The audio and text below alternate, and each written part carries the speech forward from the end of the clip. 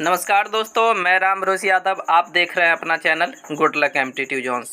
मेरे प्यारे दोस्त, आप सभी का इस चैनल में स्वागत है। और हम लोग जो कर रहे हैं साइंस का पहला चैप्टर जो कि 10वीं क्लास का स्टार्ट किए हैं। पहले 10वीं को करेंगे, फिर 9वीं को करेंगे, फिर 8वीं को करेंगे। प्रत्येक चैप्टर को करेंगे और प्रत्येक टॉपिक को लाइन बाय लाइन स्टडी करेंगे, क्योंकि एग्ज़ाम में प्रत्येक लाइन से क्वेश्चन बन जाता है, तो इसलिए प्रत्येक लाइन को पढ़ना ज़रूरी है। और ये ग्रुप डी का जो सिलेबस है वो 10th स्टैंडर्ड है, मतलब 10वीं के लेवल तक पूछा जाना है, 10वीं के एनसीईआरटी तक। तो हम एनसीईआरटी को ही फॉलो करते हैं। और चलिए हम स्टार्ट करेंगे। सबसे पहला मेरा जो ये टॉपिक होगा रासायनिक अभिक्रिया एंड समीकरण होगा। मेरे प्यारे साथी, बताना चाहेंगे कि ये जो रासायनिक अभिक्रिया एंड समीकरण है, इसको बारी बारी से प्रत्येक लाइन को हम लोग स्टडी करेंगे और उसके बाद आगे बढ़ेंगे। देखिए क्वेश्चन है मेरे प्यारे बताना चाहेंगे। रासायनिक अभिक्रिया में स्टार्ट करते हैं। कहता है कि अपने दैनिक जीवन में निम्नलिखित परिस्थितियों पर ध्यान दीजिए और विचार कीजिए कि क्या होता है जब। बोल रहा है कि हम लोगों का जो दैनिक जीवन है उस पर विचार करना है और बोल रहा है कि ध्यान दीजिए कि क्या होता है जब। क्या होता है, देखिए गर्मियों में कमरे के ताप पर दूध को खुला छोड़ देते हैं तो क्या होता है। आपको पता है कि दूध को खुला छोड़ देंगे गर्मी में, दूध खट्टा हो जाता है, क्योंकि उसमें लैक्टिक एसिड के जमा हो जाने के कारण खट्टा हो जाता है और फट जाता है। लोहे का तावा, तसला, कील आर्द्र वायु में खुला छोड़ देंगे तो क्या होता है। आप कभी कॉल के ऊपर, यानी कि नल वाला कॉल जो होता है उसके ऊपर कभी ध्यान दिए हैं? वो लोहा का बना होता है और मॉर्निंग में आप देखेंगे और उसको छुएंगे तो आपको उसमें मतलब भूरा कलर का हाथ में लग जाएंगे। ठीक है। अंगूर का किण्वन हो जाता है, भोजन पकाया जाता है, भोजन को पकाया जाता है, मतलब भोजन एक रूप से दूसरे एक बार पक जाने के बाद क्या उस परिस्थिति में आता है, हमारा शरीर भोजन को पचा लेता है, हम सांस लेते हैं। ध्यान दीजिए। कहता है रासायनिक अभिक्रिया। रासायनिक अभिक्रिया क्या होता है कि एक बार जो परिवर्तन हो जाने के बाद पुनः उस अवस्था में नहीं आ सकता है। तो फिर देखिए क्या कहता है कि इन सभी परिस्थितियों में प्रारंभिक वस्तु की प्रकृति और पहचान कुछ न कुछ बदल जाती है। मतलब जैसे लोहा का तवा, तसला अगर वायुमंडल और आर्द्रता के संपर्क में आती है तो उसका चेंज हो जाता है, जैसे पहले था वैसे नहीं रह जाता है। गर्मी में दूध को खुला छोड़ देंगे, दूध फट जाता है, क्या फिर वो दूध बन पाएगा? नहीं। हमारा शरीर भोजन को पचा लेता है, क्या जिस टाइप से हम भोजन लिए थे क्या उस टाइप से रहेगा? नहीं रहता है। मतलब हमारा शरीर भोजन को पचा लेता है। पदार्थों की भौतिक और रासायनिक परिवर्तन के बारे में आप पिछली कक्षाओं में पढ़ चुके हैं। इससे पहली वाला 9वीं कक्षा का जो करेंगे उसमें भौतिक और रासायनिक परिवर्तन के बारे में बताया गया है, लेकिन इस अध्याय में हम लोग रासायनिक परिवर्तन के बारे में स्पेशल बात करेंगे। जब कोई रासायनिक परिवर्तन होता है तो हम कह सकते हैं कि रासायनिक अभिक्रिया है। मतलब बोल रहा है कि जब कोई रासायनिक परिवर्तन होती है तो हम लोग कह सकते हैं कि रासायनिक अभिक्रिया हुई है। और मेरे प्यारे साथी देखिए क्या कहता है कि आप शायद सोच रहे होंगे कि रासायनिक अभिक्रिया का वास्तविक अर्थ क्या है। सही बात है, हम लोग सोचवे करेंगे कि वास्तविक रासायनिक अभिक्रिया का क्या अर्थ होता है। कैसे आप जान सकते हैं कि कोई रासायनिक अभिक्रिया हुई है? कैसे हम जानेंगे रासायनिक अभिक्रिया हुआ है भाई? बिल्कुल सही बात है। इन प्रश्नों का उत्तर पाने के लिए आइए हम कुछ क्रियाकलाप करते हैं। ये रासायनिक अभिक्रिया के बारे में जानने के लिए हम लोगों को कुछ क्रियाकलाप करना है। देखिए क्रियाकलाप 1.1 सावधानी। इस क्रियाकलापों में शिक्षक की सहयोग की आवश्यकता है। ये जो क्रियाकलाप करेंगे मेरे प्यारे साथियों, इसमें शिक्षक की सहयोग की ज़रूरत है। सुरक्षा के लिए छात्र आंखों पर चश्मा पहन ले, मतलब अपनी आंखों की सुरक्षा के लिए चश्मा पहन लेना है। ऐसा कौन सा क्रियाकलाप है देखते हैं। लगभग 2 सेंटीमीटर लंबे मैग्नीशियम रिबन को रेगमाल से रगड़ करके साफ़ कर लीजिए। बोल रहा है कि 2 सेंटीमीटर का एक रिबन लेना है और उसको रेगमाल से मतलब श्रेष पेपर से रगड़ करके साफ़ कर लेना है। इस चिमटे से पकड़कर स्प्रिट लैंप या बर्नर से इसका दहन करिए। और उसको बोल रहा है कि चिमटा से पकड़ करके और उसको, जैसे देखिए फिगर में दिखा रहा है, मैग्नीशियम रिबन है और ये चिमटा से इस रिबन को पकड़े हैं और इसका बर्नर से इसको दहन कर रहे हैं, मतलब जला रहे हैं। इससे बनी राख को वॉच ग्लास पर इकट्ठा कीजिए और जब ये मैग्नीशियम रिबन जलेगा तो इससे जो राख बनेगा इसको वॉच ग्लास पर रखना है, जैसा कि चित्र में दिखाया गया है। मैग्नीशियम रिबन का दहन, एक सेकंड। मैग्नीशियम रिबन के दहन करते समय अपनी आँखों को यथासंभव दूर रखिए। बोल रहा है कि मैग्नीशियम रिबन का जब दहन होता है तो अपनी आँख को दूर रखिए। एक बार मैं बताना चाहूँगा क्या क्या बताया है।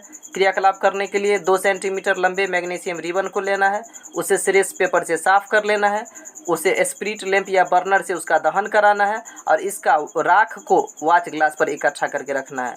इस सभी क्रियाकलापों को करने के लिए अपनी आँख को सुरक्षा के लिए चश्मा का यूज कर लेना है। चलिए देखते हैं मेरे प्यारे दोस्त। देखिए, मैग्नीशियम रिबन का वायु में दहन करने पर मैग्नीशियम ऑक्साइड जो कि वॉच ग्लास पर इकट्ठा हो जाता है। जब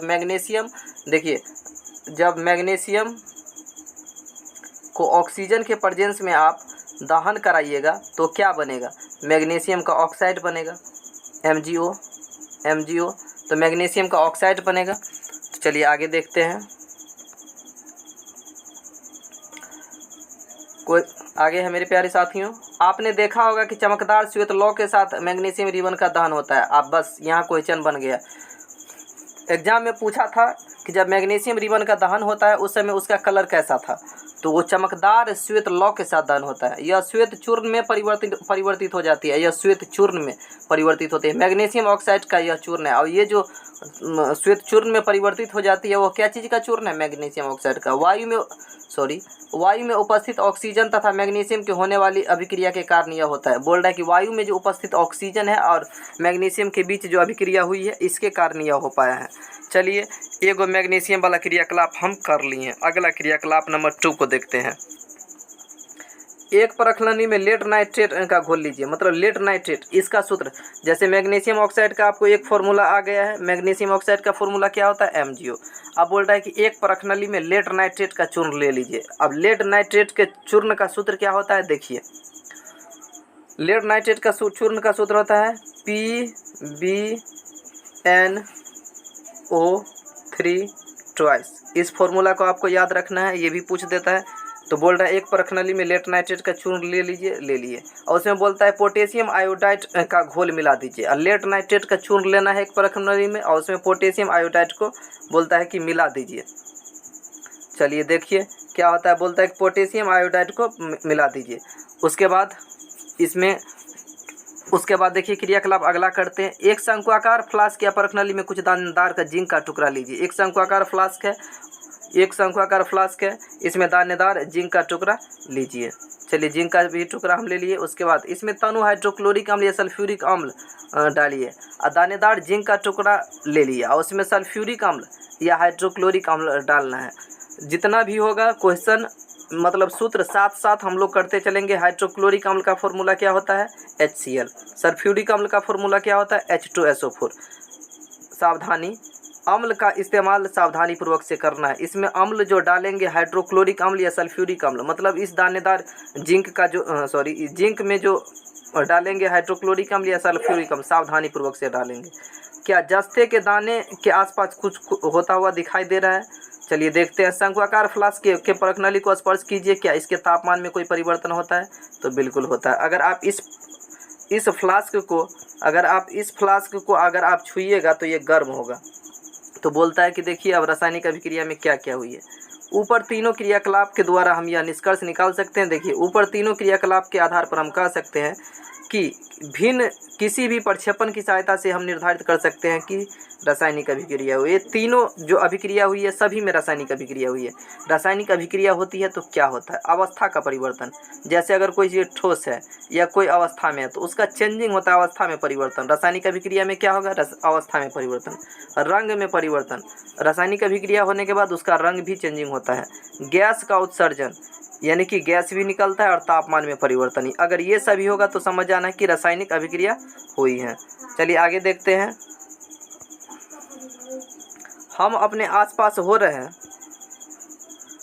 आसपास हो रहे परिवर्तनों को देखें तो हम पाएंगे कि हमारे चारों ओर विविध प्रकार की रासायनिक अभिक्रिया हो रही हैं। बोल रहा है कि हम अपने चारों तरफ अगर देखेंगे तो पता चलेगा कि विभिन्न प्रकार की रासायनिक अभिक्रिया हो रही है। और आइए हम इस अध्याय में इसी प्रकार की रासायनिक अभिक्रियाओं के बारे में प्रतीकात्मक निरूपण का अध्ययन करेंगे। मतलब प्रतीकात्मक निरूपण फॉर्मूला का यूज करके इसके बारे में अध्ययन करेंगे। यहाँ पर इसको देख लेना है, फॉर्मूला याद रख लेना है। जिंक का प्रतीक होता है Zn और सल्फ्यूरिक अम्ल का H2SO4। इससे दोनों के बीच अभिक्रिया से जिंक सल्फेट बना, तो जिंक सल्फेट का फॉर्मूला होता है ZnSO4 और प्लस हाइड्रोजन गैस रिलीज होगा। अब देखिए आगे देखते हैं रासायनिक समीकरण। रासायनिक समीकरण क्रियाकलाप 1.1 में जब ऑक्सीजन की उपस्थिति में मैग्नीशियम रिबन का दहन होता है, मतलब ऑक्सीजन की उपस्थिति में मैग्नीशियम रिबन का दहन, मैग्नीशियम रिबन का दहन जब ऑक्सीजन के प्रेजेंस में होता है, ठीक है, तो क्या बनता है? मैग्नीशियम का ऑक्साइड बनता है। जब मैग्नीशियम रिबन का दहन ऑक्सीजन के प्रेजेंस में होता है तो क्या बनता है? मैग्नीशियम का ऑक्साइड बनता है। तो वही बात बता रहा है, हाँ, मैग्नीशियम ऑक्साइड में परिवर्तित हो जाता है वाक्य के रूप में। किसी भी रासायनिक अभिक्रिया का विवरण बहुत लंबा हो जाता है। जैसे देखिए, मैग्नीशियम ऑक्सीजन से अभिक्रिया करेगा तो क्या बनेगा? मैग्नीशियम ऑक्साइड बनेगा, और इसको वाक्य के रूप में लिखेंगे तो बहुत लंबा हो जाता है, ठीक है। तो इसे शब्द समीकरण के रूप में लिखना सरल विधि है, जो कि शब्द समीकरण इस प्रकार होगा। बोलता है कि वाक्य के रूप में लिखेंगे, जैसे मैग्नीशियम ऑक्सीजन के साथ अभिक्रिया करेगा तो मैग्नीशियम ऑक्साइड बनेगा। वाक्य के रूप में पूरा लिखेंगे तो लंबा हो जाता है। इसके जगह शब्द समीकरण का प्रयोग करेंगे, शब्द समीकरण। उसके बाद चलिए देखते हैं मेरे प्यारे साथियों, देखिए आपको याद रखना है मैग्नीशियम ऑक्साइड का फॉर्मूला क्या होता है? MgO। मैग्नीशियम का प्रतीक Mg, ऑक्सीजन का O2, तो मैग्नीशियम ऑक्साइड। देखिए अब सवाल उठता है कि अभिक्रिया, मतलब रासायनिक अभिक्रिया में जो भाग लेगा, जैसे मैग्नीशियम ऑक्सीजन रासायनिक अभिक्रिया में भाग लिया तो उसको बोलेंगे अभिकारक, और जो अभिक्रिया होने के बाद जो बनेगा उसको बोलेंगे उत्पाद। रासायनिक अभिक्रिया में जो भाग लेगा, जैसे मैग्नीशियम ऑक्सीजन भाग लिया तो अभिकारक, और रासायनिक अभिक्रिया के बाद जो उत्पन्न हुआ है उसे बोलते हैं उत्पाद। तो देखिए अभिक्रिया में मैग्नीशियम और ऑक्सीजन एक ऐसे पदार्थ है जिसमें रासायनिक परिवर्तन होता है, मतलब मैग्नीशियम ऑक्सीजन में रासायनिक परिवर्तन होता है, इन्हें अभिकारक कहते हैं। तो रासायनिक अभिक्रिया में जो भाग लेता है उसको अभिकारक कहते हैं, और इनसे एक नए पदार्थ मैग्नीशियम ऑक्साइड का निर्माण होता है जिसे उत्पाद कहते हैं। और इससे जो एक नया पदार्थ बना है मैग्नीशियम ऑक्साइड, इसी को हम लोग क्या बोलेंगे? उत्पाद बोलेंगे। चलिए आगे देखते हैं। शब्द समीकरणों में अभिकारकों के उत्पादों में परिवर्तन, उसके मध्य तीर का निशान का लगा के हम लोग दर्शाते हैं। देखिए जब भी रासायनिक अभिक्रिया को दर्शाएंगे तो बीच में तीर का निशान लगाएंगे, और तीर का निशान जो यूज करेंगे वो तीर का निशान उत्पाद की तरह होगा। और जब भी 2 या 2 से अधिक अभिकारक या उत्पाद होगा, जब भी 2 या 2 से अधिक अभिकारक या उत्पाद होगा तो उस कंडीशन में बीच में प्लस का चिन्ह का हम लोग यूज करेंगे। तो वही बोल रहा है, शब्द समीकरणों में अभिकारक और उत्पाद में परिवर्तन, उसके मध्य तीर के निशान लगाकर दर्शाया जाता है। अभिकारकों के बीच प्लस के चिन्ह लगा करके बाईं और LHS लिखते हैं, और इसी प्रकार उत्पादों के बीच प्लस का चिन्ह लगा करके उन्हें दाईं और RHS लिखते हैं। लेफ्ट हैंड साइड और राइट हैंड साइड लिखते हैं।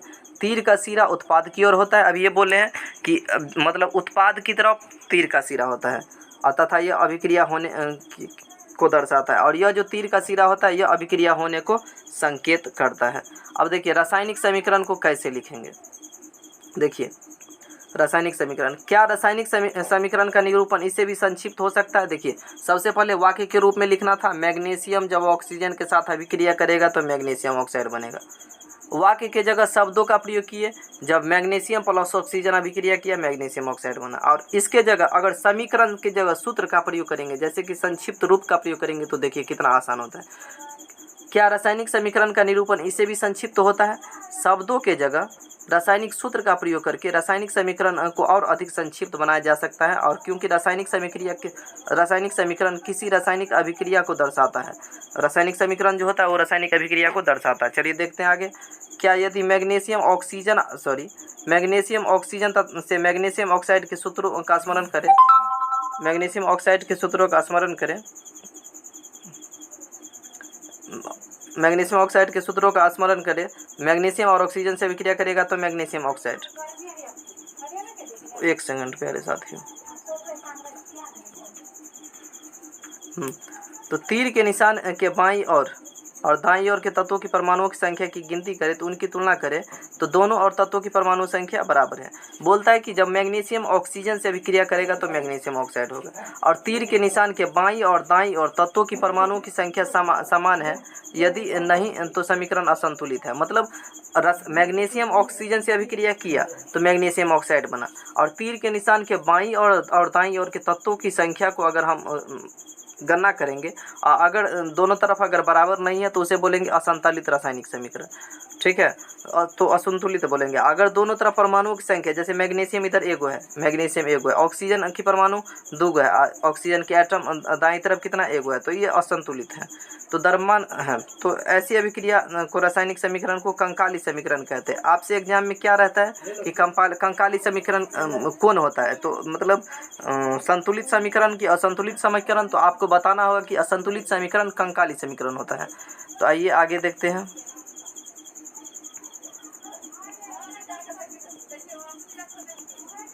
आगे इसी प्रकार समीकरण में मैग्नीशियम वायु को जलाने पर कंकाली समीकरण है। अब संतुलित समीकरण का महत्व, तो यह क्या था, जो मतलब जो क्या बोलते हैं, जो संतुलित नहीं था उसी को क्या बोलते हैं, कंकाली समीकरण बोलते हैं। आइए देखते हैं संतुलित रासायनिक समीकरण का महत्व। आपको द्रव्यमान संरक्षण के नियम स्मरण किया होगा और 9वीं कक्षा में आपने अध्ययन किया था। बिल्कुल सही बात है, 9वीं कक्षा में मैंने द्रव्यमान संरक्षण के बारे में पढ़ा था। क्या था, किसी भी रासायनिक अभिक्रिया में द्रव्यमान का न तो निर्माण होता है और न ही विनाश होता है। कोई भी रासायनिक अभिक्रिया होती है तो उसमें द्रव्यमान का न तो निर्माण होता है और न ही विनाश होता है। अर्थात किसी भी रासायनिक अभिक्रिया में उत्पाद तत्वों का कुल द्रव्यमान अभिकारक तत्वों के कुल द्रव्यमान के बराबर होता है। जब भी रासायनिक अभिक्रिया होती है तो उत्पाद तत्वों का कुल द्रव्यमान अभिकारक तत्वों के कुल द्रव्यमान के बराबर होना चाहिए, चूँकि रासायनिक क्या बोलते हैं, द्रव्यमान संरक्षण का नियम यह कहता है। दूसरे शब्दों में रासायनिक अभिक्रिया में पहले और उसके पश्चात तत्वों की परमाणु संख्या समान रहती है। मतलब रासायनिक अभिक्रिया से पहले और होने के बाद तत्वों की परमाणु संख्या समान रहती है। इसीलिए कंकाली समीकरण को संतुलित करना आवश्यक है, और इसलिए जो असंतुलित समीकरण होता है उसको संतुलित करना आवश्यक है। क्या रासायनिक समीकरण संतुलित है? आइए हम रासायनिक समीकरणों को चरणबद्ध तरीके से संतुलित करने को सिखाते हैं। तो देखिए, चरणबद्ध तरीके से संतुलित करने के बारे में आइए देखते हैं। देखिए यहाँ पर क्या है, जिंक जब सल्फ्यूरिक अम्ल के साथ अभिक्रिया करेगा, देखिए क्या है, जिंक जब सल्फ्यूरिक अम्ल के साथ अभिक्रिया करेगा तो जिंक सल्फर प्लस हाइड्रोजन बनेगा। उपरोक्त समीकरण में निम्नलिखित रासायनिक समीकरण को दर्शाया गया। देखिए जिंक Zn अगर सल्फ्यूरिक अम्ल के साथ H2SO4 के साथ अभिक्रिया किया तो zinc sulphate ZnSO4 plus hydrogen बना। तो इसको चेक करना है कि दोनों और तत्वों की संख्या की तुलना करें। मतलब रासायनिक समीकरण के दोनों तीर के निशान के दोनों और तत्वों की परमाणु की संख्या की तुलना करें। देखते हैं, देखिए जिंक इधर क्या गो है, एगो है, इधर जिंक क्या गो है, दाईं तरफ एगो है। चलिए ठीक है। हाइड्रोजन बाईं तरफ क्या गो है, हाइड्रोजन की परमाणु दूगो है, दाईं तरफ क्या गो है, दूगो है। चलिए ठीक है। सल्फर की क्या गो है, एगो है, सल्फर की कितना है, दाईं तरफ, उत्पाद तरफ एगो है। ऑक्सीजन की परमाणु 4 गो है, बाईं तरफ ऑक्सीजन की 4 गो है। तो यह इससे क्लियर है कि दोनों तरफ परमाणु की संख्या बराबर है, इसलिए यह क्या है, संतुलित है। ठीक है। उसके बाद आगे देखते हैं। देखिए वही इसमें बताया गया है कि देखिए जिंक का बाईं तरफ एगो था, दाईं तरफ भी एगो है। हाइड्रोजन का बाईं तरफ दूगो था, दाईं तरफ दूगो है। यानी कि अभिकारक, यानी कि सल्फर का बाईं तरफ मतलब अभिकारक तरफ एगो है, सल्फर का उत्पाद तरफ एगो है। ऑक्सीजन का परमाणु 4 गो है अभिकारक तरफ, उत्पाद की परमाणु 4 गो है दाईं तरफ। तो इससे यह स्पष्ट होता है कि यह कौन सी अभिक्रिया, यह क्या है, संतुलित समीकरण है, यह कंकाली नहीं है। उसके बाद देखिए, समीकरण में तीर के निशान के दोनों और प्रत्येक तत्वों की परमाणु संख्या समान है, इसलिए समीकरण संतुलित है। अब बता रहा है यह कि तीर के निशान के दोनों तरफ परमाणु की संख्या समान है। मतलब तीर के निशान के दोनों तरफ तत्व, देखिए 1 1 2 2 1 1 4 4, दोनों तरफ परमाणु की संख्या समान है, इसलिए यह एक संतुलित समीकरण है। अब हम निम्न रासायनिक समीकरण को संतुलित करने का प्रयत्न करते हैं। अब देखिए दूसरा को बोल रहे हैं कि अब निम्न को संतुलित करने का प्रयत्न करते हैं। चलिए देखिए, आयरन जब जल से अभिक्रिया करेगा, आयरन जब जल से अभिक्रिया करेगा तो यानी कि आयरन ऑक्साइड प्लस हाइड्रोजन बनेगा। अब यहाँ पर बताते हैं आपको, जब आयरन Fe जब H2O से अभिक्रिया करेगा तो क्या बनेगा, iron oxide, ferric oxide plus hydrogen. Iron की देखिए इसमें ये संतुलित है कि नहीं आपको चेक करना है। देखिए बाईं तरफ क्या गो है, एगो है नहीं आयरन, दाईं तरफ आयरन की परमाणु की संख्या कितनी है, एटम 3 गो है। यहीं से लग रहा है असंतुलित है। हाइड्रोजन बाईं तरफ 2 गो है, हाइड्रोजन 2 गो है, ऑक्सीजन 1 गो है और ऑक्सीजन 4 गो है। तो इससे क्लियर है कि यह असंतुलित समीकरण है, और असंतुलित को संतुलित करना बहुत ही जरूरी है। तो चलिए देखते हैं चरणबद्ध तरीके से असंतुलित समीकरण को संतुलित करने का प्रयत्न करते हैं। ठीक है। देखिए जब आयरन जल से अभिक्रिया करेगा तो iron oxide plus H2, iron oxide का फॉर्मूला क्या होगा, Fe3O4, यानी कि जब आयरन Fe प्लस H2O से अभिक्रिया करेगा H2O से क्या भाप के कंडीशन में H2O से अभिक्रिया करेगा तो आयरन ऑक्साइड प्लस H2 का निर्माण होगा। आइए चलिए देखते हैं आगे क्या है। देखिए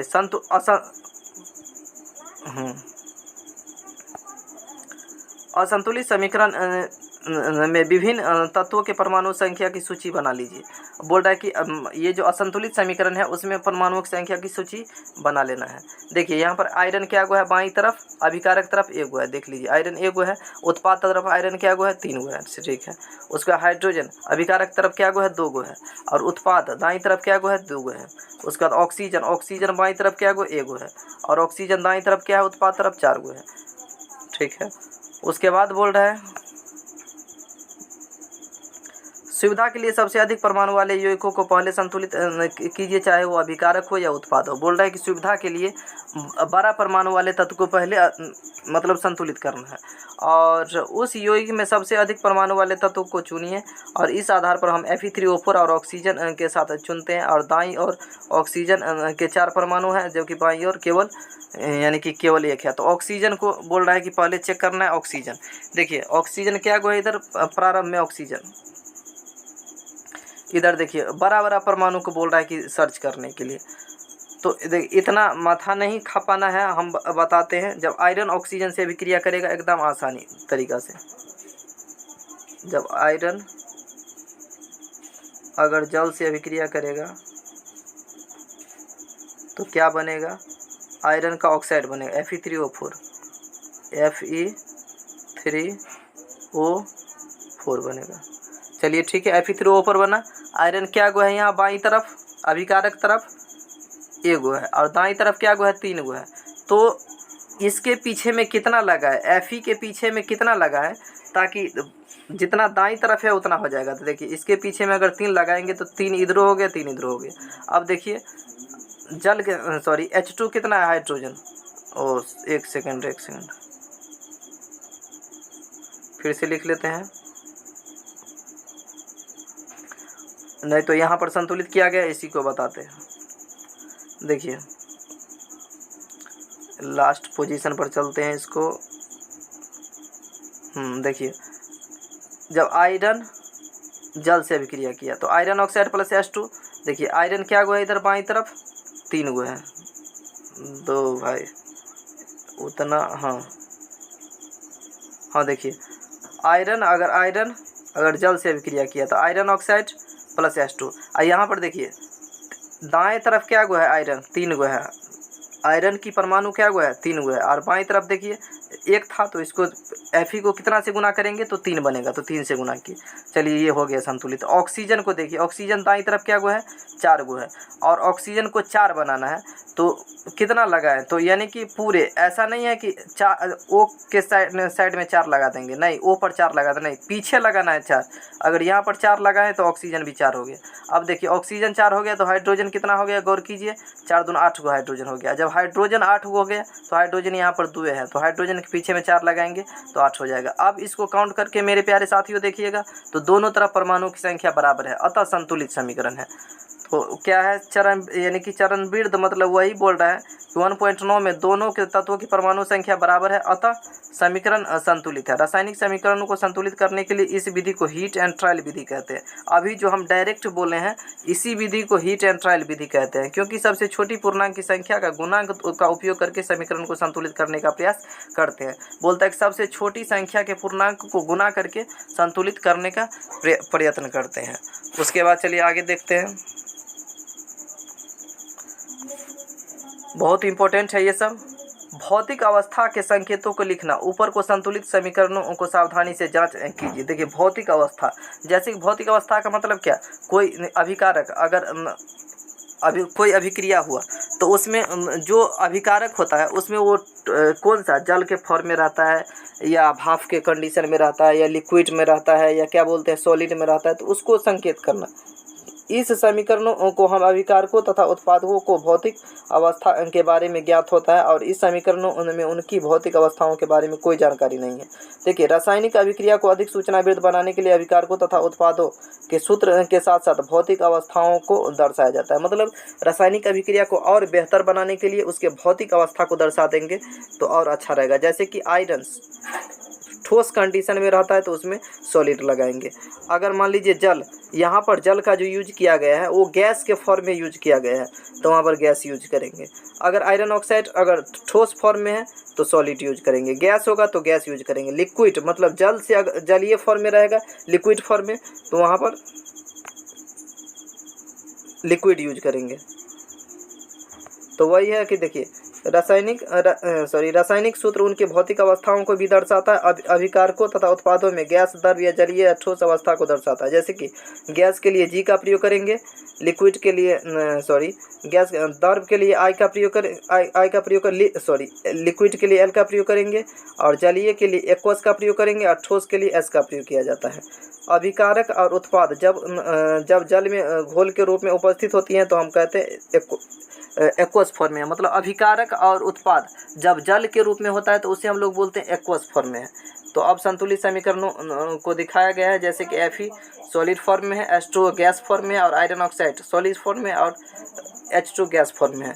तो ध्यान देने योग्य बात यह है कि H2 के साथ G चिन्ह का प्रयोग किया गया है। अब यहाँ पर H2 के साथ G चिन्ह का प्रयोग इसलिए किया गया है क्योंकि यहाँ पर H2O मतलब होता है जल होता है, लेकिन इसको भाप के रूप में यूज किया गया, इसलिए इसका प्रयोग किया गया है। हर समीकरणों में भौतिक अवस्थाओं का शामिल नहीं किया जाना आवश्यक है। बोलता है कि जहाँ बोलेगा वहीं पर करने की ज़रूरत है, ठीक। उसके बाद कभी कभी अभिक्रिया की परिस्थिति जैसे ताप, दाब, उत्प्रेरक आदि को तीर के निशान के ऊपर या नीचे लिखते हैं। बोलते हैं कि ताप की अवस्था में ताप, दाब या सूर्य के प्रकाश में अभिक्रिया करवाते हैं तो, या उत्प्रेरक के रूप से हम लोग करवाते हैं अभिक्रिया, तो उसको ऊपर या नीचे लिखते हैं तीर के निशान के ऊपर। अब यहाँ पर देखिए कार्बन जब ऑक्सीजन से अभिक्रिया करेगा, आपको याद रखना है इसको। कार्बन मोनोऑक्साइड जब हाइड्रोजन से अभिक्रिया करेगा तो ये 340 एटमॉस्फेयर टेम्परेचर पर, तो ये क्या बनेगा, मेथेनॉल बनेगा। मेथेनॉल जब आपको याद रखना है कि कार्बन मोनोऑक्साइड जब हाइड्रोजन से अभिक्रिया करेगा 340 एटमॉस्फेयर टेम्परेचर पर तो मेथेनॉल बनेगा। मेथेनॉल का फॉर्मूला होता है CH3OH, याद रखना है। मेथेनॉल का फॉर्मूला होता है CH3OH। 340 एटमॉस्फेयर पर अगर अभिक्रिया करेगा, आपसे पूछ देगा कितने एटमॉस्फेयर, 340। किससे कौन अभिक्रिया करेगा तो मेथेनॉल बनेगा। किससे कौन अभिक्रिया करेगा तो मेथेनॉल बनेगा। तो कार्बन मोनोऑक्साइड अगर हाइड्रोजन से अभिक्रिया करेगा तो मेथेनॉल बनेगा, ठीक। उसके बाद देखिए कार्बन डाइऑक्साइड अगर जल के साथ अभिक्रिया करेगा, देखिए कार्बन डाइऑक्साइड जल के साथ अभिक्रिया करेगा सूर्य के प्रकाश की उपस्थिति में। कार्बन डाइऑक्साइड जल के साथ अभिक्रिया करेगा सूर्य के प्रकाश की उपस्थिति में तो ग्लूकोज बनेगा, ऑक्सीजन बनेगा और जल बनेगा। तो कार्बन डाइऑक्साइड जल से अभिक्रिया करेगा सूर्य की प्रकाश की उपस्थिति में तो ग्लूकोज बनेगा। और बार बार एग्जाम में ये समीकरण आपको दे देगा और उसमें पूछ देता रहता है कि इसका समीकरण ठीक है, संतुलित है कि नहीं है, इसको देखना है। तो देखिए कार्बन डाइऑक्साइड यानी कि कार्बन के मतलब 6 कार्बन डाइऑक्साइड के परमाणु 12 H2O के साथ अभिक्रिया करेगा तो ग्लूकोज का सूत्र पूछता है C6H12O6 plus oxygen plus H2O देगा। कार्बन डाइऑक्साइड जल के साथ अभिक्रिया करेगा सूर्य के प्रकाश की उपस्थिति में तो ग्लूकोज, ऑक्सीजन और जल देगा। कार्बन डाइऑक्साइड जल के साथ अभिक्रिया करेगा सूर्य के प्रकाश की उपस्थिति में तो ग्लूकोज C6H12O6 प्लस क्या बोलते हैं ऑक्सीजन और जल देगा। अब आपसे पूछेगा कि एग्जाम में पूछता रहता है कि ग्लूकोज में ऑक्सीजन के क्या गो परमाणु है तो 6 गो, हाइड्रोजन के क्या गो है 12 गो और यानी कार्बन डाइऑक्साइड के क्या गो है तो 6 गो, यानी कि 6 कार्बन के परमाणु 12 जल के परमाणुओं के साथ अभिक्रिया करेगा सूर्य के प्रकाश की उपस्थिति में तो ग्लूकोज बनेगा, 6 ऑक्सीजन के परमाणु देगा और 6 यानी कि 6 जल का देगा। इसी प्रकार आप पुस्तक में दिए गए समीकरणों को संतुलित कर सकते हैं। पुस्तक में दिया गया समीकरण मतलब ये जो क्वेश्चन दे रखा है इसको संतुलित करते हैं। तो यहीं पर वीडियो को एंड करते हैं और अगले दिन जो स्टार्ट करेंगे मेरे प्यारे साथी, इसके आगे जो है वो स्टार्ट करेंगे। अगर आपको अच्छे लगे होंगे, मैं प्रत्येक लाइन को कवर करने का कोशिश करता हूं ताकि आपके एग्ज़ाम में ये जो ग्रुप डी का एग्ज़ाम होना है उसमें से आप 25